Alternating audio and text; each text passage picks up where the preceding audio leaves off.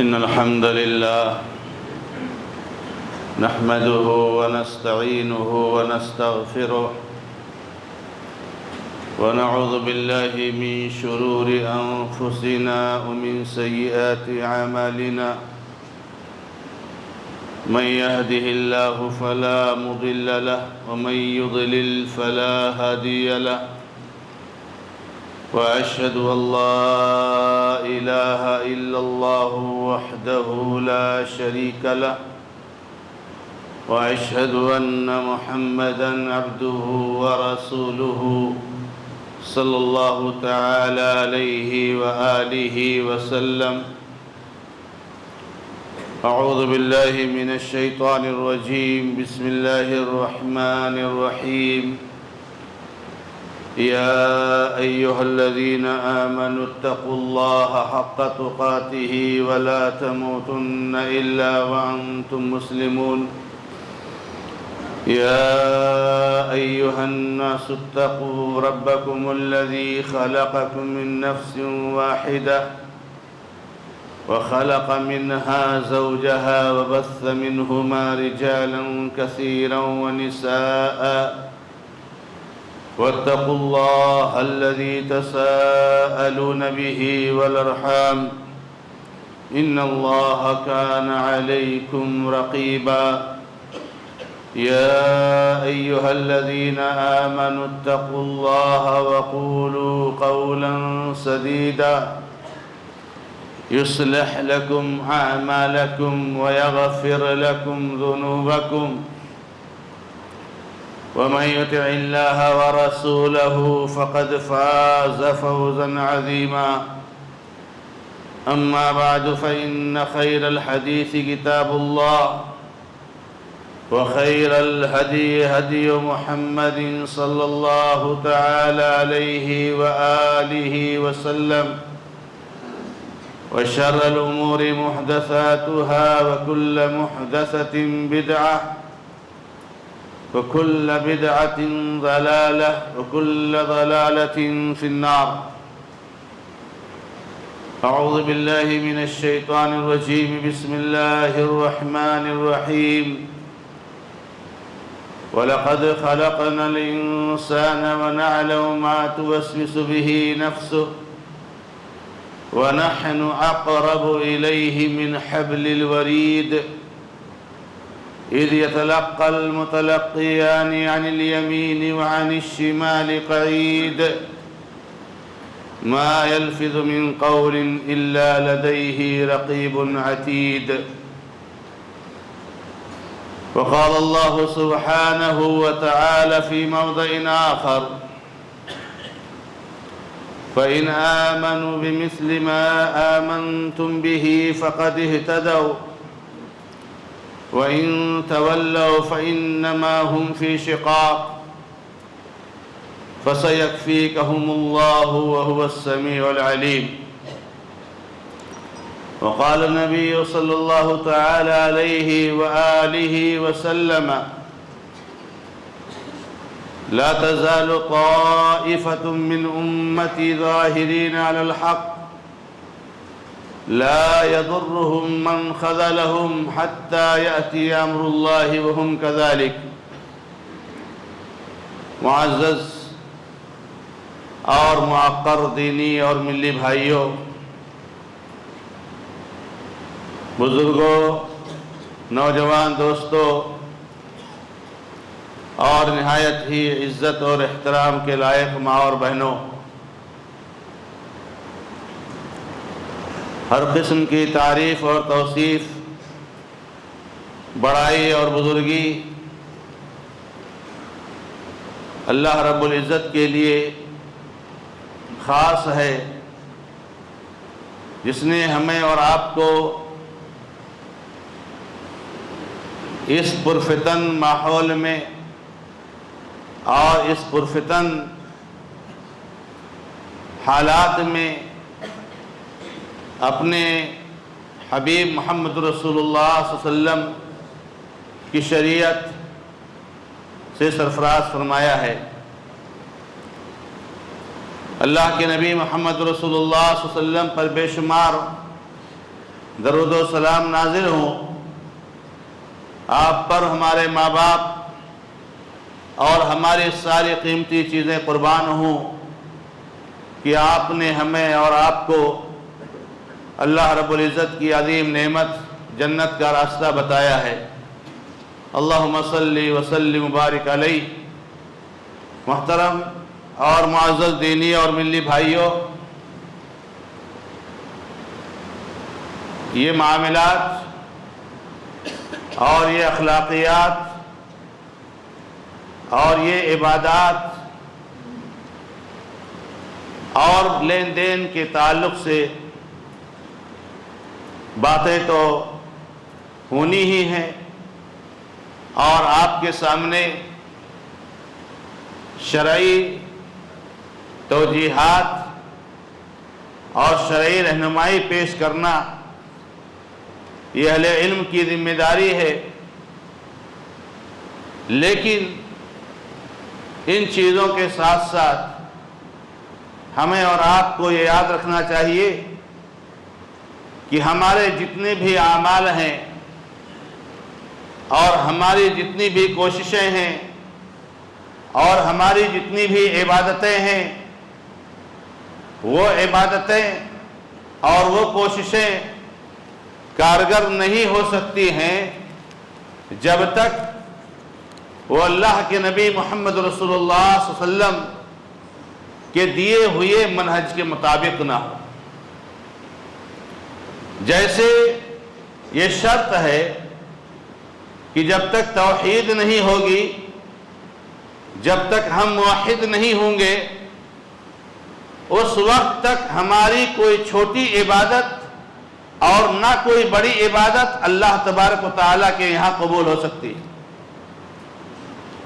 آپ لاکھ نمازیں پڑھیے، اگر توحید کی دولت سے آپ سرفراز نہیں ہیں تو میرے بھائیوں، محمد اور احمد اور عبداللہ عبد الرحمن نام رکھ کر کے کوئی مطلب نہیں ہے۔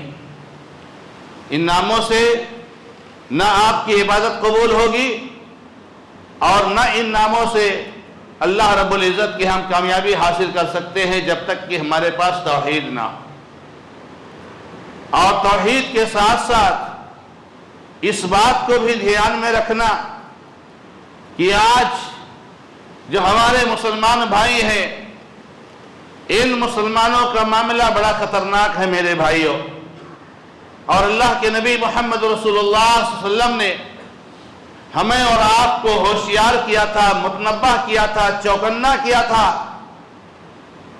کہ اس امت کے اندر، یعنی امت محمدیہ کے اندر، یعنی مسلمانوں کے اندر بہت بڑا اختلاف پیدا ہوگا۔ فَإِنَّهُ مَن يَعِشْ مِنْكُمْ فَسَيَرَىٰ اخْتِلَافًا كَثِيرًا۔ تم میں سے جو زندہ رہے گا وہ بہت زیادہ اختلاف دیکھے گا، بہت بڑا اختلاف دیکھے گا۔ اور اللہ کے نبی علیہ السلام کے اس دنیا سے رخصت ہوئے چند سال ہی ہوئے تھے کہ امت میں اختلاف کا سلسلہ شروع ہوا۔ عمر رضی اللہ تعالیٰ عنہ کا اس دنیا سے رخصت کیا ہونا تھا، جن کو اللہ کے نبی محمد رسول اللہ صلی اللہ علیہ وسلم نے فتنوں کے لیے اور اختلافات کے لیے اور بدعات کے لیے بندھن قرار دیا تھا، صد قرار دیا تھا، باب قرار دیا تھا کہ عمر یہ ایسا انسان ہے کہ جب تک یہ رہے گا کیا مجال ہے کہ اس امت میں اختلاف پیدا ہو جائے، کیا مجال ہے کہ اس امت میں کوئی فتنہ پیدا ہو جائے، کیا مجال ہے کوئی اس امت میں کوئی نئی چیز پیدا ہو جائے۔ اور قربان جائیے اللہ کے نبی محمد رسول اللہ صلی اللہ علیہ وسلم کی پیشین گوئی پر کہ عمر رضی اللہ تعالیٰ عنہ کی زندگی میں ان کے مرنے تک کوئی فتنہ سر نہیں اٹھا سکا، لیکن جہاں عمر رضی اللہ تعالیٰ عنہ اس دنیا سے رخصت ہوئے اور عثمان رضی اللہ تعالیٰ عنہ جیسے جلیل القدر صحابی، ایسے عظیم صحابی کہ جن کا نام لو تو ایمان تازہ ہو جاتا ہے، اور جن کا نام لو تو یہ حیا کا پیکر اور یہ ایمان و استقامت کا پہاڑ یہ ہمارے اور آپ کے ایمانوں کو مضبوط کرنے کا ذریعہ بنتا ہے. لیکن بڑے نرم دل تھے، بڑے نرم لہجہ والے تھے، جو عثمان رضی اللہ تعالیٰ عنہ کے زمانے میں ہوا. اور فتنہ اتنا بڑا کہ میرے بھائیوں عثمان رضی اللہ تعالیٰ عنہ کو شہید کر دیا گیا. کسی غیر نے مارا تھا؟ نہیں، کسی غیر نے نہیں مارا تھا، انہی لوگوں نے مارا تھا جن کا نام عبد الرحمن اور محمد تھا. انہی لوگوں نے مارا تھا جو مسجد نبی میں نمازیں پڑھنے کے لیے آیا کرتے تھے. لیکن عثمان ابن عفان رضی اللہ تعالیٰ عنہ کو شہید کیا. اور اس کے بعد سے جو فتنے کا سلسلہ شروع ہوا، میرے بھائیوں ہم نے دیکھا کہ فتنہ رکنے کا نام نہیں لیتا ہے. لیکن نسلیں تو آ رہی ہیں، نسلیں تو جا رہی ہیں. ہماری اور آپ کی کیا ذمہ داری بنتی ہے میرے بھائیوں؟ اس کو کبھی نظروں سے اوجھل مت ہونے دیجئے گا. میں افسوس کرتا ہوں ان لوگوں پر جو نمازوں کے تعلق سے بہت غیور نظر آتے ہیں مگر منہج کی انہیں کوئی فکر نہیں ہے. میں افسوس کرتا ہوں ان لوگوں پر جو صدقہ اور خیرات کے تعلق سے بڑی بڑی قربانیاں پیش کرتے ہیں مگر ان کے یہاں منہج نام کی کوئی چیز نہیں ہے. یاد رکھو میرے بھائیوں، اللہ کے بندو، یہ سمجھنے کا موقع ہے، یہ سوچنے کا موقع ہے کہ جب تک ہم اللہ کے نبی علیہ السلام کے دیے گئے منہج پر قائم نہیں ہوں گے اور قائم نہیں رہیں گے اس وقت تک ہمارے کوئی کام نہیں آ سکتا ہے، ہمارا کوئی عمل کام نہیں آ سکتا ہے. لہذا میرے بھائیوں ہر مسلمان کی ذمہ داری ہے کہ وہ اسی منہج کو اپنائے، اسی طریقے کو اپنائے جس منہج کو اللہ کے نبی علیہ السلام ہمیں اور آپ کو دے کر کے گئے ہیں.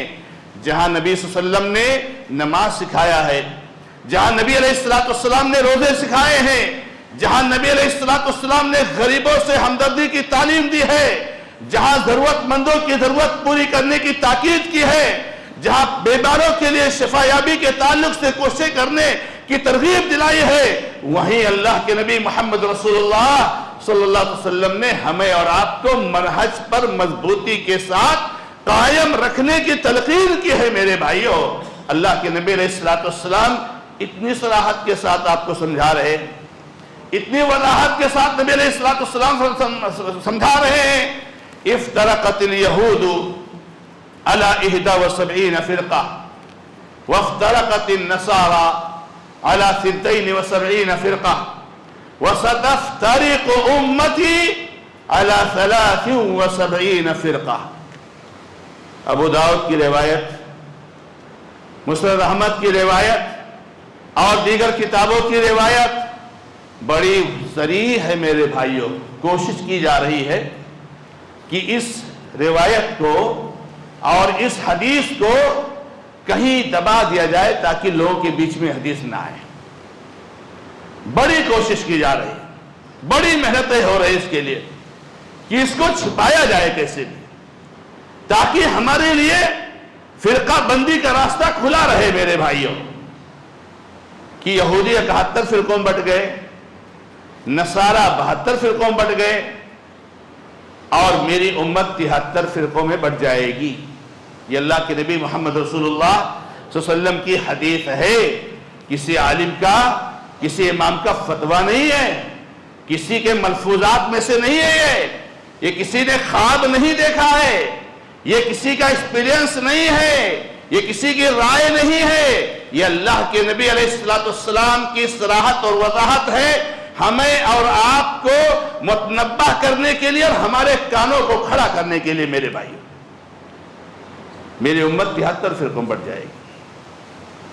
کوئی ہے اگر طاقت رکھتا ہے تو اس امت کو فرقوں بٹنے سے بچا لے.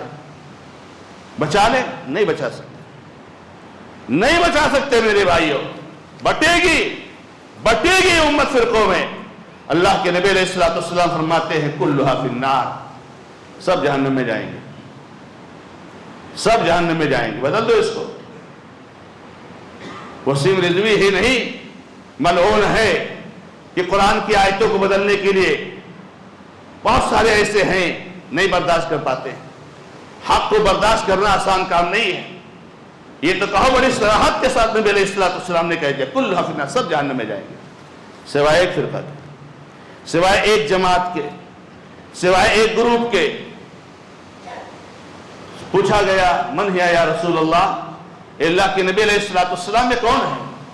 اللہ کے نبی علیہ السلام نے فرمایا یا ما انا علیہ واصحابی اليوم، یہ وہ لوگ ہیں جو میرے اور میرے صحابہ کے طریقے پر، جو میرے صحابہ آج کے دن جس طریقے پر ہیں اس طریقے پر رہیں گے۔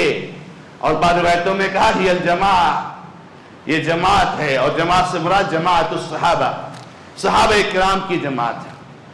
چونکہ یہ اللہ تعالیٰ کو معلوم تھا کہ صرف قرآن حدیث ہی کہنے سے کافی نہیں ہوگا، قرآن حدیث ہی کہنے سے کافی نہیں ہوگا، کیونکہ آج ایک عقلانی بھی عقلی گھوڑا دوڑاتا ہے قرآن اور حدیث کو سمجھنے کے لیے، اور وہ اپنے جو ہے کیا نام ہے افکار تھوپتا ہے۔ آج ایک خارجی بھی جو ہے قرآن حدیث کا نام لیتا ہے، آج وہ شخص بھی قرآن و حدیث کا نام لیتا ہے جس کے پیشانی پر درگاہوں پر سجدے کرتے کرتے گھٹے پڑ گئے۔ کاش کے گھٹے مسجدوں میں سجدے کرتے کرتے پڑ جاتے، درگاہوں پر سجدے کرتے کرتے گھٹے پڑ گئے، زندگیاں برباد ہو گئی ہیں، یہ بھی قرآن و حدیث کا نام لیتے ہیں۔ اس لیے قرآن و حدیث کو سمجھنے کے لیے بیچ میں صحابہ کرام کو لانا ضروری ہے، کہ تاکہ صحابہ کرام نے جس طریقے سے اس قرآن پر عمل کیا ہے، جس کتاب پر عمل کیا ہے، جس طریقے سے اس قرآن و حدیث کو سمجھا ہے، ویسے ہی آپ کو سمجھنا پڑے گا۔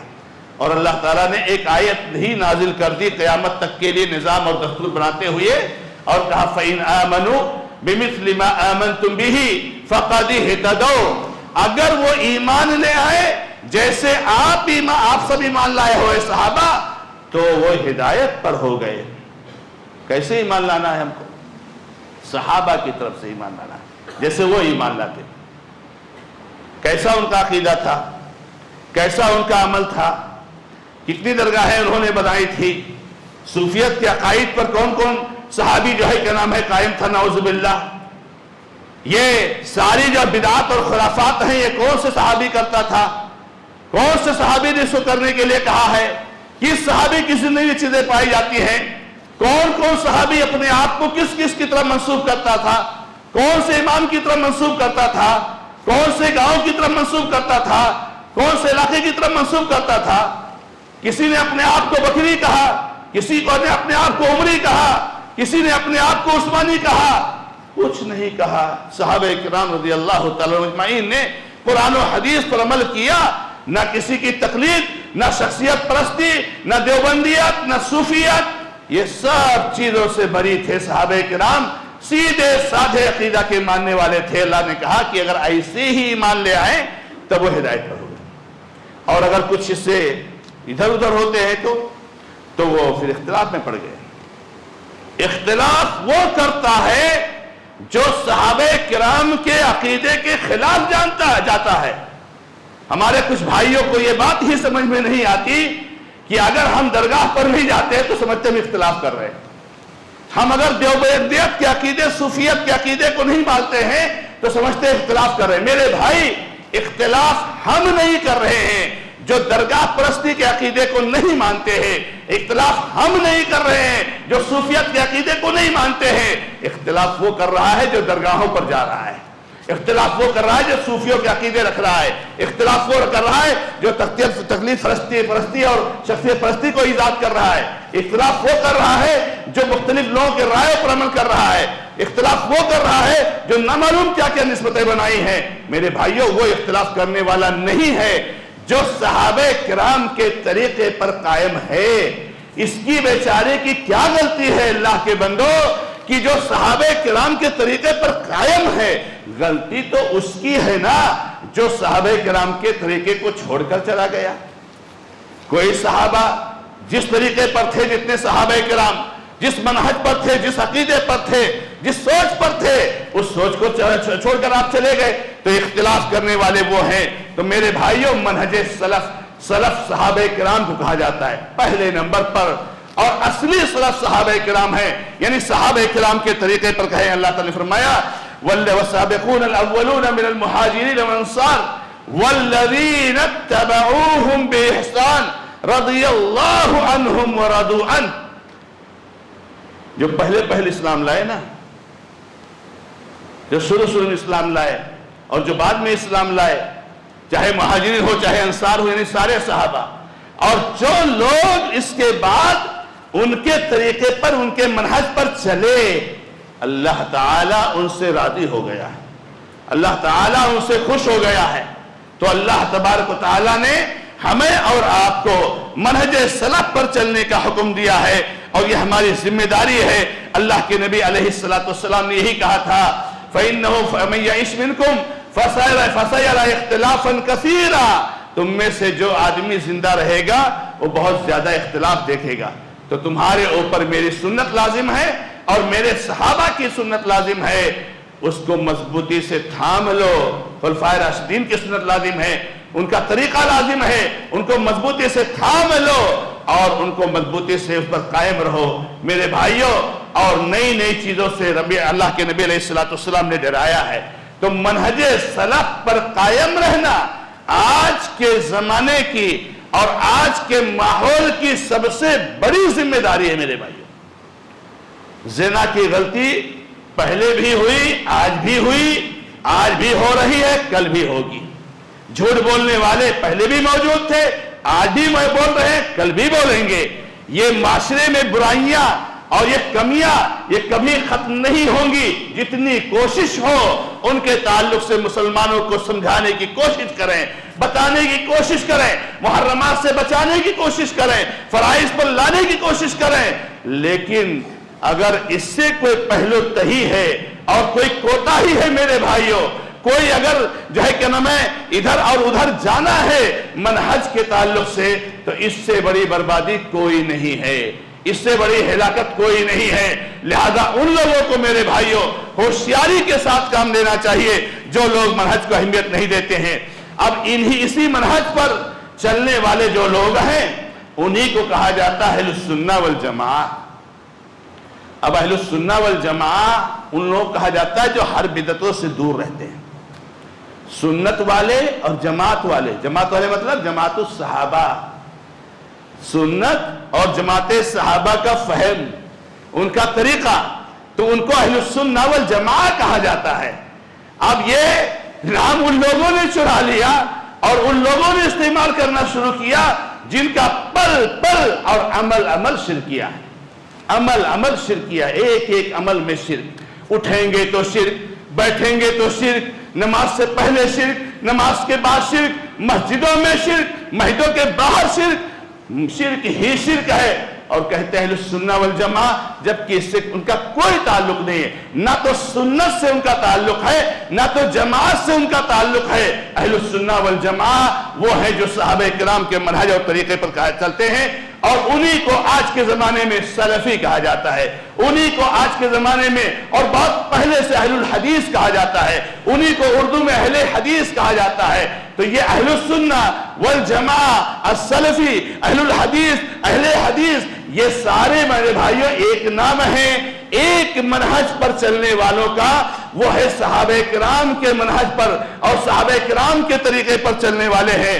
اور یاد رکھیے یہی ایک منہج ہے جو ہمیشہ سے ہے اور ہمیشہ تک رہے گا، یعنی قیامت قائم ہونے تک۔ یہ بہت اہم پوائنٹ ہے۔ اب کبھی بڑی تنہائی میں اور بڑے آریوں سے ہر طرح سے ذہن کو اپنے خالی کر کے آپ سوچئے کہ نبی صلی اللہ علیہ وسلم کے زمانے سے لے کر کے اور آج تک کون سی جماعت ہے، کون سا منہج ہے، کون سا عقیدہ ہے جو موجود ہے۔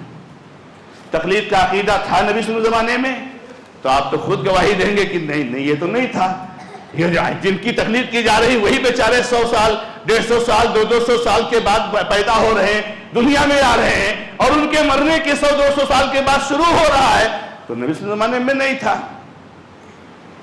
اور سب کو آپ دیکھ لیجئے میرے بھائیوں، جائزہ لے لیجئے آپ، تو آپ کو پتا چلے گا کہ نبی علیہ السلام کے زمانے میں جو منہج تھا وہ یہی تھا کہ قرآن اور حدیث پر عمل کیا جائے، اور صحابہ اکرام نے جس طریقے سے صحابہ اس کو سمجھا ہے، قرآن و حدیث کو جیسے نبی صلی اللہ علیہ وسلم کو سمجھایا ہے اس طریقے سے اس پر عمل کیا جائے، تو یہی سلسلہ اس وقت تھا، آج بھی ہے اور قیامت تک رہے گا۔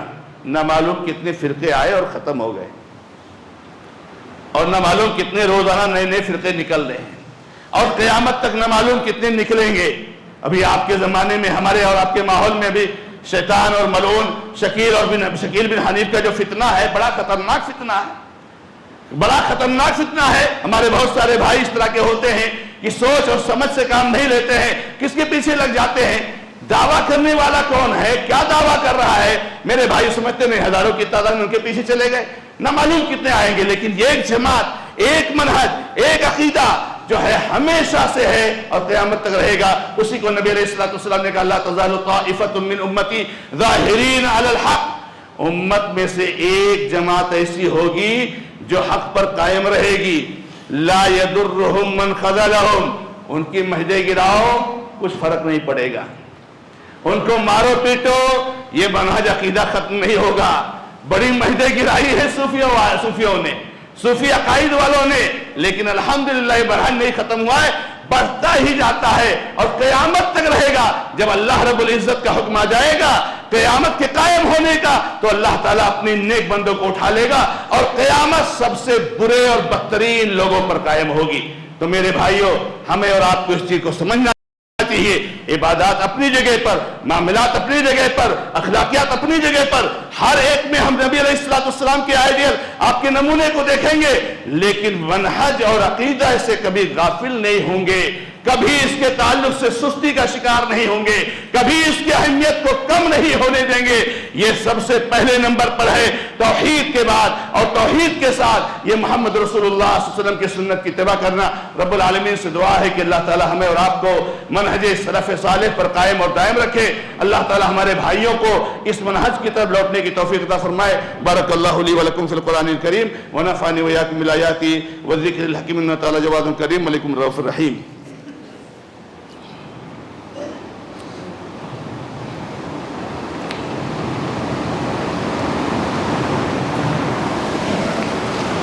الحمد للہ رب العالمین، واشہد ان لا الہ الا اللہ وحدہ لا شریک لہ، واشہد ان محمدا عبدہ ورسولہ صلی اللہ تعالی علیہ وآلہ وسلم۔